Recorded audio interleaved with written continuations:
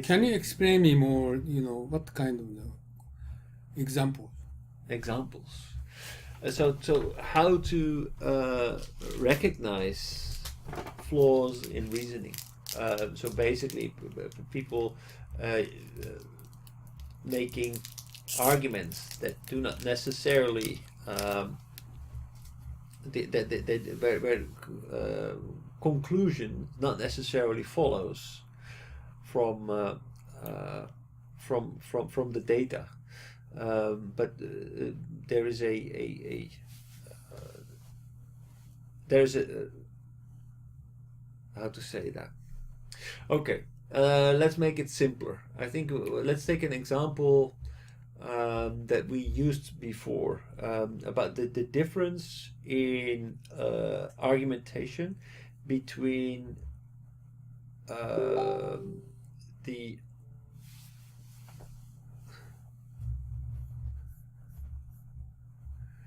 Einstein and between the psychologist, what's his name, from Austria, about the mother Oedipus complex. What's his name?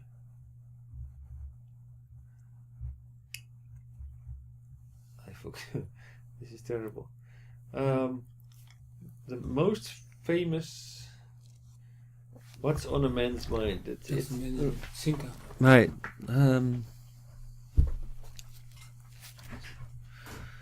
Jung and what's his name?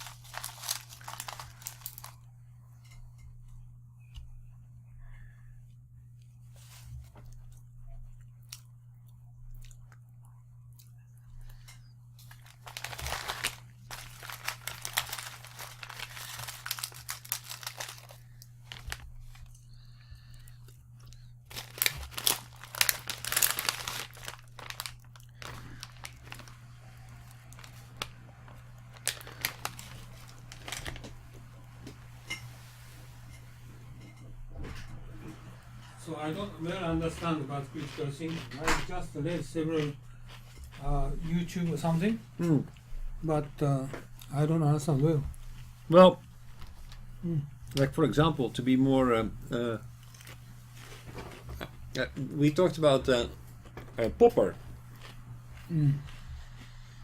and science, how data can be used, how the scientific approach is different for Einstein and for Freud. Freud was actually making assumptions about how the human psychology worked. So he assumed that a lot of people's behavior when they were adults came from their childhood, for example. And after he made that assumption, he was looking for data to support his case. So he made an assumption and he started to look for data that would support his thesis. But basically everything that he proposed, he kind of made work by finding the data that would support his case. Einstein, on the other hand, he made his theory and he would constantly look for data to falsify his belief. So basically he was not trying, in his scientific approach, he was not trying to support his theory. He was trying to falsify it. He says, okay, my theory is true until proven differently. So he was trying to falsify. So the scientific approach here is much different. The theories, and therefore the theories of Einstein, are much more solid from a scientific perspective than from Freud. Freud was basically looking for, okay, data that supported him, but he was not trying to falsify his theory. No, he was trying to find generics to support his theory. So that is much weaker than what Einstein did. So basically, you can say, okay, they both used a scientific approach, but a critical thinker would say, okay, but which scientific approach had they used to come up with their theories, and how severe were they in testing their theories? So that is a critical thinking approach, where you say, okay, yeah, they're both scientific, so yeah, therefore it's true. That is an example of critical thinking. Things that we learn to always question. Okay, is that really true?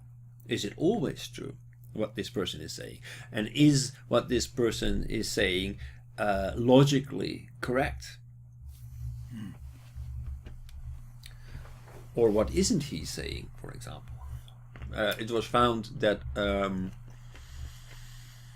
when they did when they analyzed the data that was presented by TEPCO about earthquakes and the risk of nuclear power plants, TEPCO had made a very strong case about being able to construct a nuclear power plant at a certain location, because based on 450 years of data that they had gathered, they found that never in history, in those 450 years, ever had there been an earthquake as strong that it would be a threat to the nuclear power plant. But when somebody came on the idea, okay, let's have a critical look at this data, they found that if they had looked a little bit further back, like 50 years further back, they would have found that there was an enormous earthquake that had actually would be devastating for that nuclear power plant. So basically, a critical thinker would say, okay, why did they choose the 450 years? Didn't they have more data? That is a critical thinking approach. You said 50 years they had data? Yeah, so they had the data, but it didn't include them in the data that they used to give the recommendation. Oh. Okay.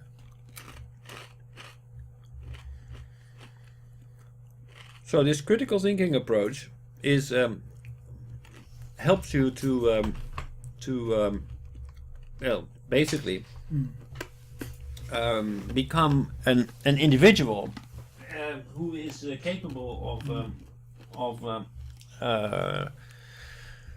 developing his own viewpoint of the world, not by simply absorbing information and taking everything for granted, but by questioning the reality and figuring out for yourself what is true and what's not.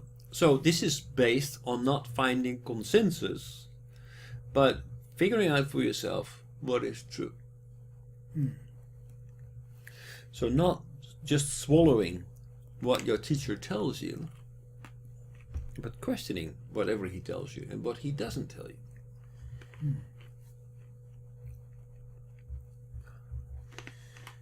This is the foundation of European thinking, and I think it's very different from what is being taught in Japan, very different from the culture in Japan.